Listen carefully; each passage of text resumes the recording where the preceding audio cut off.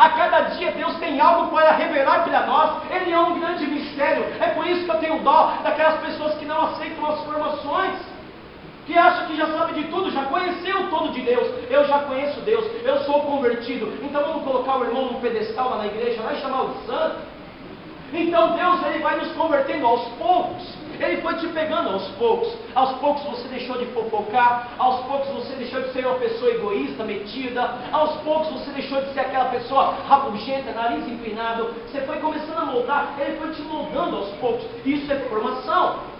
Nós somos pedras preciosas. E nas formações Deus vai nos lapidando. Amém, irmão? Amém. Então aconteceu uma cura, uma libertação na vida desse cara, Oscar. Pelo amor de Deus, fala.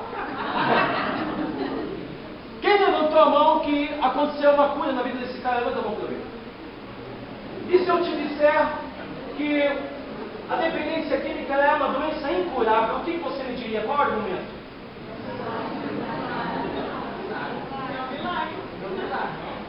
É muito louco, não é, irmão? Porque a ciência nos prova, isso é provado, que a doença, a dependência química, ela não tem cura. Eu não estou falando de uma pessoa que bebe cerveja, talvez ela bebe, não chegou ao fundo do poço, não adquiriu a doença de dependência química, e isso eu falo com propriedade. Eu fui usuário de drogas durante 8 anos, meu fundo do poço foi com 56 quilos. Eu saía com travesti, prostituta, homossexuais, faço um trabalho há 12 anos com dependentes químicos, vários cursos do DENARC, e eu falo isso com propriedade. A dependência química ela é uma doença incurável. Perante a Deus ela é incurável? Não. Uma dor de cabeça e uma AIDS é a mesma coisa para Deus? Não. Se eu estou com uma dor de cabeça, Ele pode me curar. E se o cara está com uma AIDS, Deus pode me curar também, meu irmão. Tudo depende da minha fé. Olha como é louco a formação. Ela mexe com a nossa fé, ela mexe com o nosso ego, com o nosso eu. A gente tem dúvida daquilo que a gente responde. Então o que aconteceu com aquele cara? Se ele fez um retiro e ele era um dependente químico, ele nunca mais sentiu vontade de usar droga. Ele foi impactado pelo Espírito Santo. E naquele final de semana um milagre aconteceu na vida dele. Um milagre aconteceu. Mas se ele fez o final de semana, Oscar, e ele ficou bem 2 anos, opa, Jesus curou ele um pouquinho ali, mas ele voltou a usar droga. Existem áreas da vida dele que ainda necessita do toque do Senhor, do sangue precioso de Jesus. E aí nós chamamos de processo de cura. Tem pessoas que é um processo de cura. Ela chega depressiva, você conhece quem tem depressão no teu grupo de oração. Basta você olhar para ela. É fácil você olhar para um servo e saber se ele é do fogo. É fácil você olhar para um pregador e saber se ele é do fogo. É fácil você olhar para uma mulher e saber se o Espírito Santo está vivificado dentro dela. Basta você olhar para ela. Basta você olhar para o servo, irmão. Porque tem servo que serve o Senhor, serve o grupo de oração e tem cara de bumbum no teu grupo de oração. Olha para quem está do seu lado, vê se tem alguém com cara de bumbum aí. Tem alguém com cara de bumbum aí?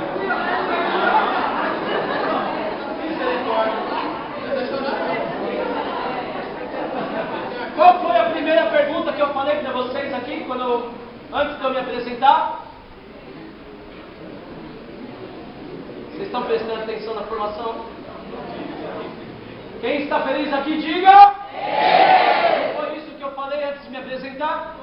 Porque se Jesus está vivo no nosso meio, e se Ele está vivo, Ele é Deus do impossível, acontece cura, milagre, prodígio e tal, por que estarmos com cara de bumbum dentro da igreja? Jesus, Ele é a alegria. O Papa Francisco, quem já leu um livrinho fininho do Papa Francisco, falando sobre alegria? É lindo.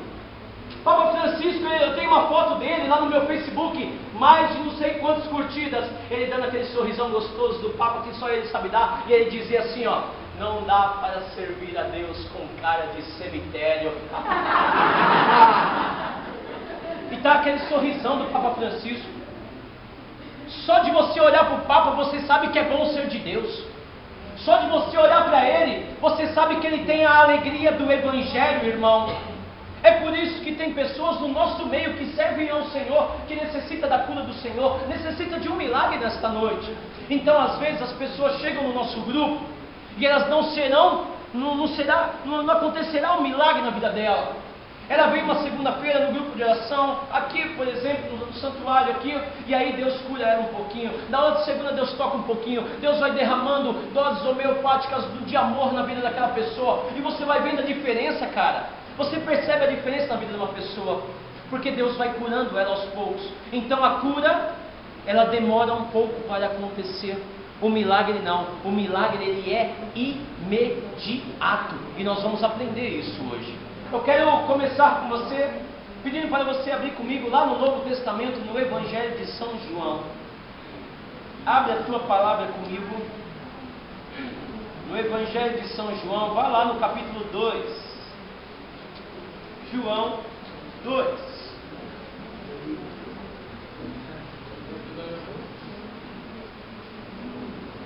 Quem achou, diga amém. Amém. Quem não achou, diga estou perdido.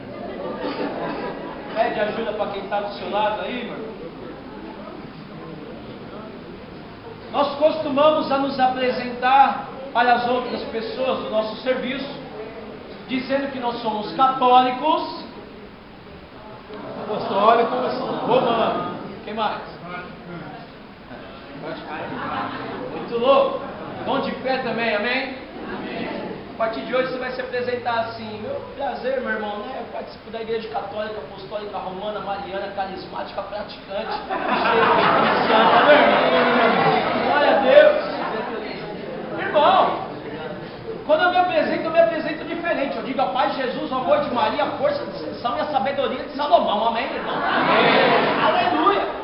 Nós precisamos ser diferentes das pessoas. Nós vivemos num mundo de iguais, mas Deus nos chamou para sermos diferentes. Então olha para cá um instante.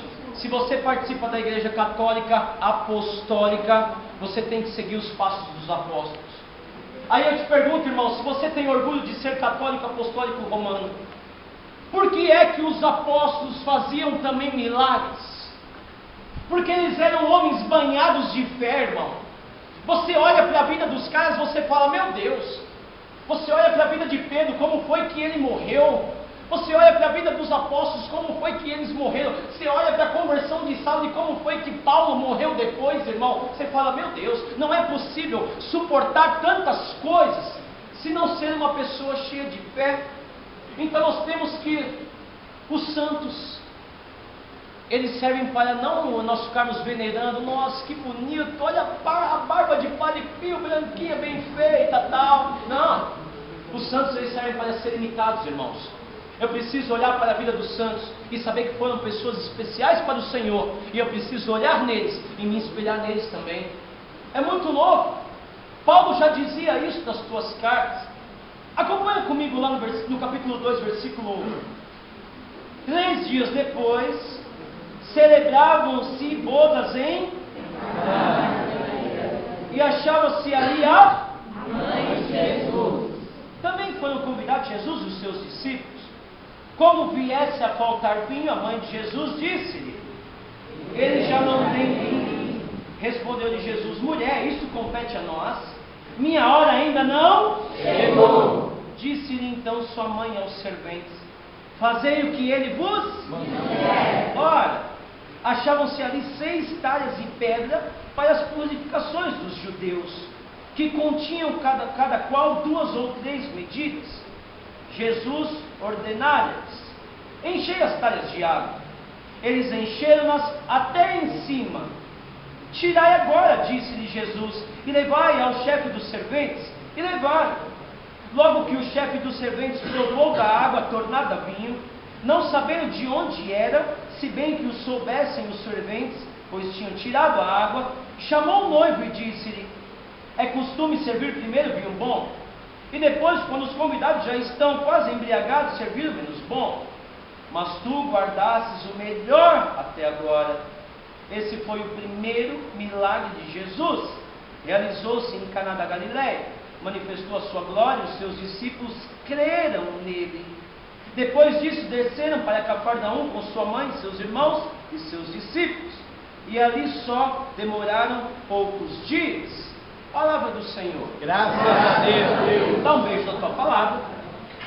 Vamos aplaudir a poderosa palavra do Senhor.